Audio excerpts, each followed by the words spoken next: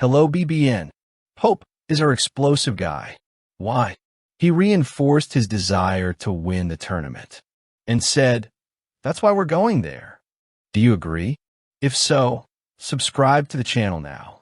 Coach Mark Pope's speech resonates like a call to greatness, the kind of motivation that resonates with players, fans, and even skeptics. There is no room for timidity or mincing words when it comes to goals as lofty as those set for the Wildcats in the coming days. Since his arrival, Pope has been emphatic about his ambitions with this group.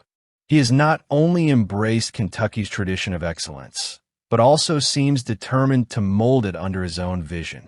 The phrase, "This SEC tournament matters," is repeated like a mantra by him, and his passion for the importance of the conference championship reflects a clear mindset.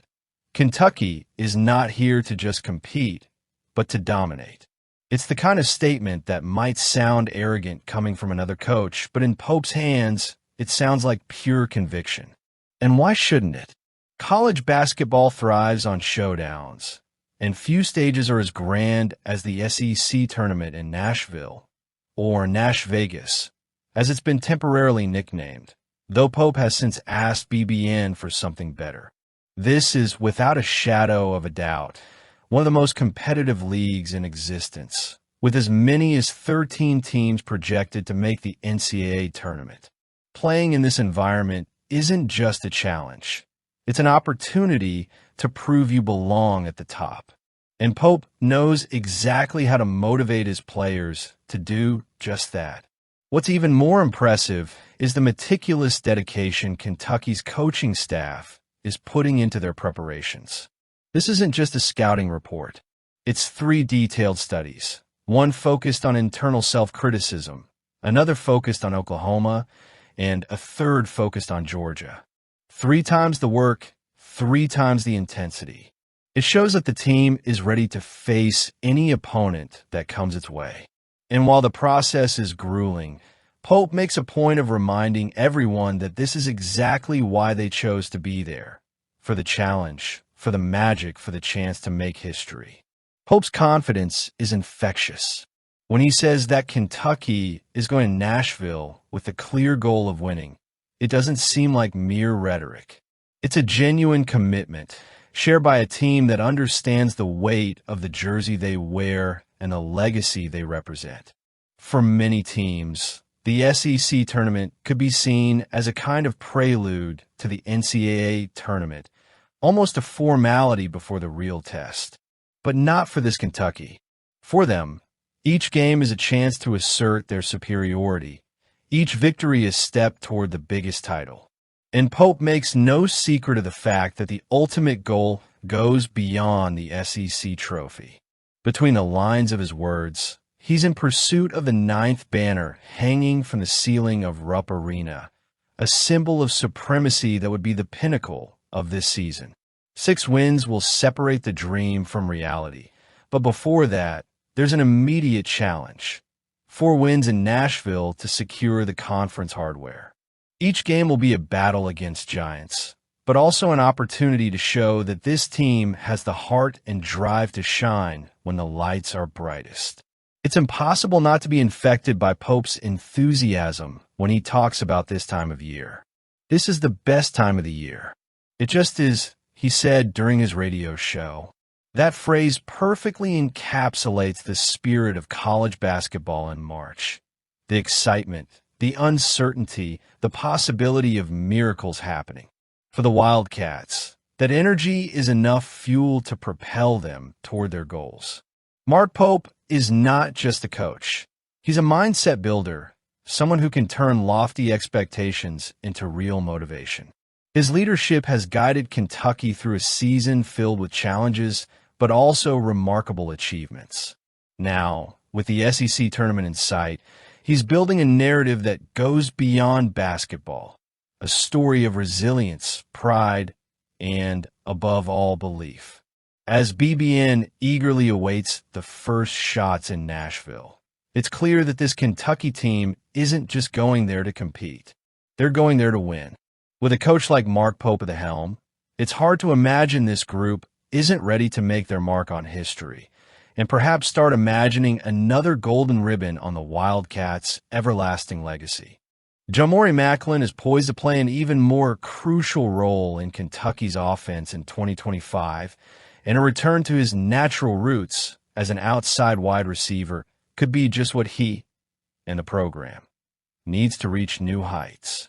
After a season of adjustments and adaptations in 2024, Macklin appears to finally be finding his place in the Wildcats' offensive scheme, and the timing couldn't be better.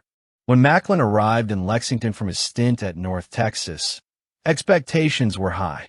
He had established himself as an explosive vertical receiver in the American Athletic Conference, putting up impressive numbers and demonstrating a knack for creating big plays. However, his initial transition to Kentucky was rocky, especially since more than 72% of his offensive snaps were assigned to the slot. While that position is essential in many modern offensive systems, it wasn't where Macklin naturally shined. However, football is a sport of opportunity, and Macklin seized his chance when it came. With season-ending injuries to Barion Brown and Dane Key, he was shifted to playing more of the outside wideout, X and Z, positions that had been his natural habitat during his time at North Texas, when he recorded over 1,000 receiving yards. The results were immediate. In the final 4 games of the season, Macklin racked up 7 receptions for an impressive 224 yards and 4 touchdowns, including a perfect performance in contested catch situations, 3 of 3. Those numbers proved that he not only belongs on the outside, but also has the potential to be a consistent and impactful vertical target. Opportunities. That's all it takes for me, Macklin told KSR, reflecting on his journey thus far. All I need is opportunities, and I know I'm going to get it.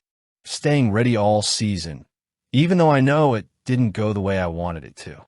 His resilient demeanor and hard-working mentality resonate deeply at the Joe Kraft football training facility, where the Wildcats receivers are united by a common goal: to prove they're the best in the country. For 2025, the plan is clear. Jamori Macklin will be used more as an outside wide receiver, while other players such as Kendrick Law, transfer from Alabama, and possibly Troy Stellato, Clemson, will take on more prominent roles in the slot. This tactical shift not only puts Macklin in his most comfortable position, but also allows him to explore his true potential as a splash play creator. Those explosive moments that can change the course of a game. His size, speed, and ability to separate from coverages make him a lethal weapon in the hands of any quarterback.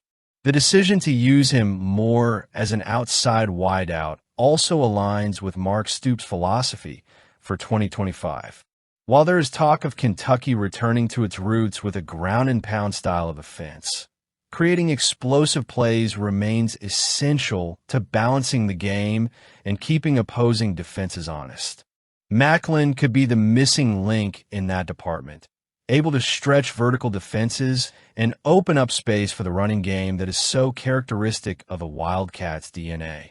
But Macklin's impact extends beyond the field. He's a seasoned veteran who brings an unwavering competitive mindset to the receiving corps.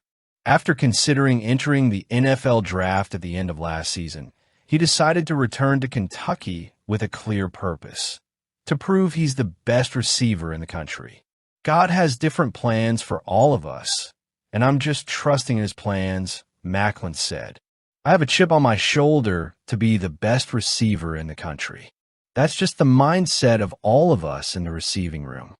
That spirit of collective competition has been fueled by receivers coach LaDamian Washington, who insists that each player bring intensity and confidence to practice every day.